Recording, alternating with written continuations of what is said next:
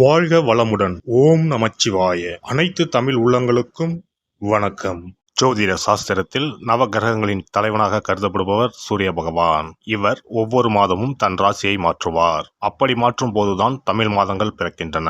அந்த வகையில் நடைபெறும் விசுவாவசு ஆண்டு மார்ச் மாதம் 15ஆம் தேதி ஞாயிற்றுக்கிழமை அன்று ஏகாதசி திதியில் திருவோணம் நட்சத்திரத்தில் பரிகம் நாமயோகத்தில் பாலவம் கரணத்தில் சித்தயோகம் கூடிய நன்னாளில் இந்த மகத்தான பங்குனி மாதம் பிறக்கின்றது. இம்மாதத்தில் சூரிய பகவான் மீனராசியில் சஞ்சரிப்பதால் இது மீன மாதம் என்றும் அழைக்கப்படுகின்றது. இம்மாத கிரகநிலைகள் என எடுத்துக்கொண்டால் மீனராசியில் சுக்கிரன், சூரியன், சனி பகவான் உள்ளனர். கும்பராசியில் செவ்வாய் பகவான், புதன் பகவான், ராகு பகவான் உள்ளனர். மிதுன ராசியில் குரு பகவானும், சிம்மத்தில் கேது பகவானும் உள்ளனர். இம்மாத கிரகப்பெயர்ச்சி என எடுத்துக்கொண்டால் சுக்கிர பகவான் பங்குனி மாதம் 13ஆம் தேதி மேசராசிக்கு பயிற்சியாகின்றார். செவ்வாய் பகவான் இம்மாதம் 18ஆம் தேதி கும்பராசியில் இருந்து மீனராசிக்கு பயிற்சியாகின்றார். புதன் பகவான் இம்மாதம் 23ஆம் தேதி சனி வீடான கும்பத்தில் இருந்து குரு வீடான மீனத்திற்கு செல்கிறார். இந்த கிரகங்களின் பெயர்ச்சியால் இம்மாதம் உங்களுக்கு எவ்விதமான பலன்கள் கிடைக்கப் போகிறது, அது சாதகமாக அமையுமா இல்லை பாதகமாக அமையுமா என்பதனை பற்றி காண்போம். பிறக்கப் போகும் இம்மாதத்தில் ஒரு சில ராசிக்காரர்களின் சிக்கி சீரழிந்த வாழ்க்கை பயணம் மாறப்போகிறது. மனக்கசப்பில் வாழ்ந்து வந்த உங்களுக்கு இனி வசந்த காற்று வீசப்போகிறது. எதிரில் யமனே வந்தாலும் சிவனின் அருளால் எதிர்த்து நின்று போராடும் பலம் உங்களை வந்து சேரும். உங்கள் பிறப்பு ஒரு சாபக்கேடு அல்ல, அது சரித்திரம் படைக்கப் போகிறது. வரும் வாய்ப்பினை சரியாக பயன்படுத்தி கொண்டு உங்கள் வாழ்வில் வளமும் நலமும் செல்வ செழிப்பும் பெற்று வாழ்வில் உயரிய நிலையை அடைய வேண்டும். சிம்ம ராசி அன்பர்களே, இந்த மாதம் பணவரத்து எதிர்பார்த்ததை போல இருக்கும். எடுத்த முயற்சிகள் அனைத்தும் வெற்றி பெறும். உங்கள் கருத்துக்களை மற்றவர்களிடம் கூறும்போது அவர்கள் அதை தவறாக புரிந்து கொள்ள நேரலாம். கவனம் தேவை. தொழில் வியாபாரத்தில் இருந்த போட்டிகள் அகலும். எதிர்பார்த்த அளவு வியாபாரத்தில் லாபம் கூடும். கூட்டு தொழில் வியாபாரம் செய்பவர்கள் கவனமாக இருப்பது நன்மை தரும். உத்தியோகத்தில் இருப்பவர்கள் வீண் அலைச்சலை சந்திக்க நேரும். மேல் அதிகாரிகள் கூறுவதை கேட்டு அதன்படி நடப்பது நல்லது. சக ஊழியர்கள் உங்களுக்கு ஆதரவாக இருப்பார்கள். குடும்பத்தில் இருந்து வந்த கருத்து வேற்றுமை நீங்கும். கணவன் மனைவி இடையே மனஸ்தாபங்கள் அகலும். எனவே எதையும் கவனமாக பேசுவது நல்லது. பிள்ளைகளிடம் அன்புடன் பேசுவது நன்மை தரும். அக்கம் பக்கத்தினருடன் வீண் வாக்குவாதங்களை தவிர்ப்பது நல்லது. பெண்களை பொறுத்தவரை விவேகமாக செயல்பட்டால் வெற்றியை பெறலாம். எதிர்பார்த்ததற்கு மாறாக காரியங்கள் நடக்கும், கவனம் தேவை. வீண் அலைச்சல் ஏற்படும். கலைத்துறையினர் எதிர்பாலினத்தவரிடம் பழகும்போது கவனம் தேவை. நண்பர்கள் மூலம் வீண் அலைச்சல் ஏற்படலாம். நேரம் தவறி உணவு உண்ண வேண்டி இருக்கும். அரசியல் துறையினருக்கு நினைக்கும் காரியங்கள் தள்ளி போகும். வீண் அலைச்சல் வேலைப்பளு இருக்கும். மேலிடத்திடம் நெருக்கம் அதிகரிக்கும். மனம் மகிழும் காரியங்கள் நடக்கும். மாணவர்கள் ஆசிரியர்கள் கூறுவதை கவனமாக கேட்டு அதன்படி நடப்பது வெற்றிக்கு வழிவகுக்கும். வீண் அலைச்சலை தவிர்ப்பது நல்லது. நட்சத்திர பலன்கள். மகம் நட்சத்திரம். இந்த மாதம் வீண் மனக்கவலை உண்டாகும். எதிர்பாராத செலவுகள் ஏற்படும். அலைச்சலால் சரியான நேரத்திற்கு உணவு உண்ண முடியாத நிலை ஏற்படலாம். பணவரவு இருக்கும். வாக்கு வன்மையால் காரிய அனுகூலம் ஏற்படும்.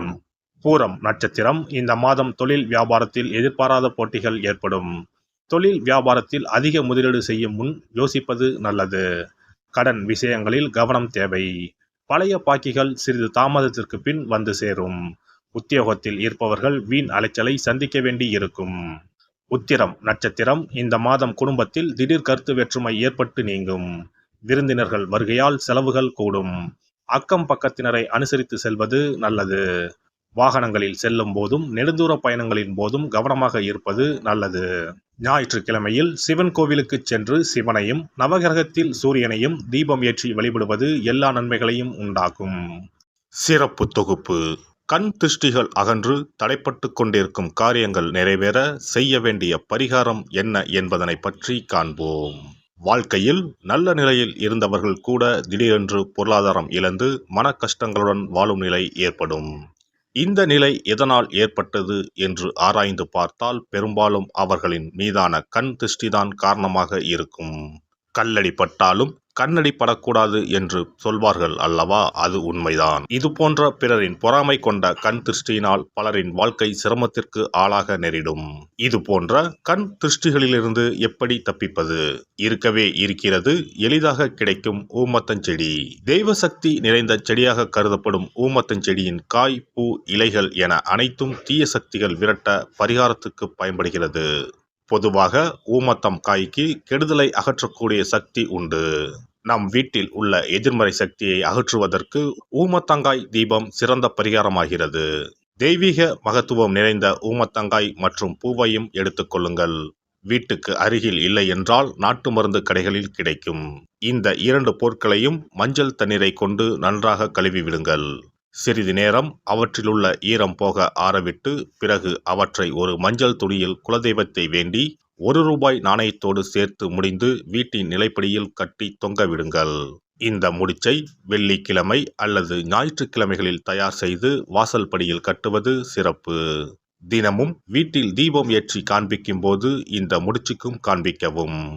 இதேபோல் ஊமத்தம் இலைகள் கிடைத்தால் அந்த இலைகளை சுத்தமான மஞ்சள் தண்ணீரில் கழுவிவிட்டு அவற்றை கொண்டு வீட்டில் இருக்கும் விநாயகருக்கு திங்கள் கிழமைகளில் தொடர்ந்து அர்ச்சனை செய்து வர வேண்டும். ஊமத்தம் பூவையும் விநாயகருக்கு சூட்டலாம். 3 வாரங்கள் தொடர்ந்து திங்கள் கிழமைகளில் விநாயகருக்கு ஊமத்தை இலையால் அர்ச்சனை செய்து ஊமத்தம் பூவை சூட்டி வழிபட்டால் வீட்டில் உள்ள கெட்ட சக்தி நடமாட்டம் மற்றும் கண் திருஷ்டிகள் தீரும். ஊமத்தம் செடியும் சிவபெருமானுக்கு உகந்த இலை ஆகும். இந்த ஊமத்தங்காய் வைத்து சிவபெருமானுக்கு தீபம் ஏற்றி வழிபடுவதன் மூலம் நமது பிரச்சனைகளில் இருந்து எளிதாக விடுபட முடியும். முதலில் 2 ஊமத்தங்காய்களை எடுத்துக்கொள்ள வேண்டும். அவற்றின் மீது முட்கள் இருப்பதால் மிகவும் கவனமாக கையாள வேண்டும். ஊமத்தங்காயின் காம்பு பகுதிகளை வெட்டி கொண்டு கத்தியை பயன்படுத்தி ஊமத்தங்காயின் உள்ளே இருக்கும் விதை பகுதியை முழுவதுமாக நீக்கிவிட வேண்டும்.